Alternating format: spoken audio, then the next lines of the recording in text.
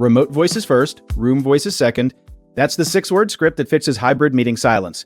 The problem is called proximity bias, and it's the tendency to weight in-person input more heavily than input from remote employees. Atlassian found that 72% of meetings are completely ineffective, and in hybrid meetings, the room forms its decision before remote colleagues can even speak. We're going to look at why the room dominates and how to run the 3-step remote first turn order in your next meeting. This is called proximity bias, and it's the tendency to weight in-person input more heavily.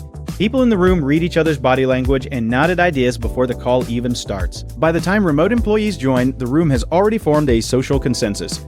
Remote participants are structurally excluded from a conversation that has already found its gravity. Distributed team studies show that in hybrid settings, in-office employees drive 73% of actionable decisions before remote colleagues get any say. Atlassian confirms this in their own guidance on hybrid meetings, and it's easy for the in-person group to dominate the discussion without realizing it. Inclusion isn't about airtime, it's about influence. The room's physical advantage builds an invisible quorum that remote employees can't break through without a deliberate script. Here are the 3 steps that make up the remote first script. The remote first turn order script has 3 steps, and each one solves a different part of the silence problem. The first step is called anchor, and it sets the rule before the first topic.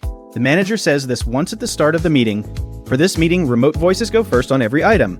I'll call on the room after. This removes the burden of interrupting later. Everyone knows the rule before the first decision starts to form. You don't need new tools or a longer agenda to make this work. The second step is called call, and this is where the manager picks the first remote speaker by name. An open question like "Any thoughts from the remote team?" invites silence because it lets everyone hide. Instead, say, "Jordan, what's your read on this?" and stay on that person until they finish.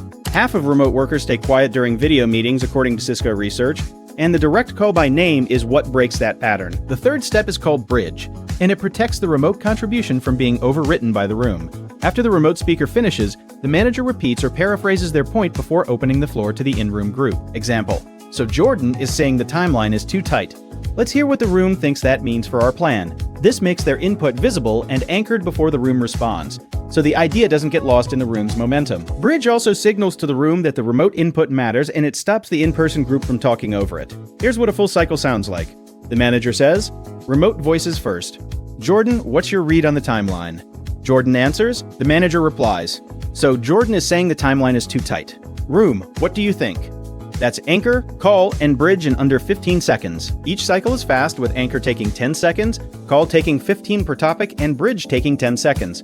For recurring meetings, add the phrase, "Remote voices first, room voices second," to the top of the agenda template. The rule then runs automatically without you having to announce it every time.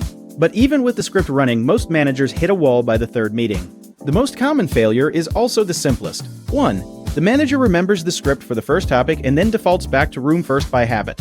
The fix is to write remote first at the top of every agenda in all caps, so it becomes a visual trigger you can't miss. The most common pushback comes from senior employees in the room who say this feels like reverse discrimination or that it slows the meeting down. The response is straightforward. It adds 30 seconds per topic, and it prevents us from making a decision before half the team has weighed in. The room still speaks, but it speaks second. A second failure mode happens when remote participants still say nothing to add because they need prep time to form an opinion in the group dynamic. To solve this, send the agenda 24 hours early so remote employees can prepare their input before the meeting starts. This is called an async pre-read. It removes the real-time pressure that keeps remote voices quiet. Remote first turn order is a structural fix, not a personality fix. Anchor the rule, call by name, and bridge before opening the room. These 3 steps shift influence back to the people who are otherwise structurally excluded. In the next video, we'll look at another script you can use in your next meeting. If you have questions about the turn order, write a comment below.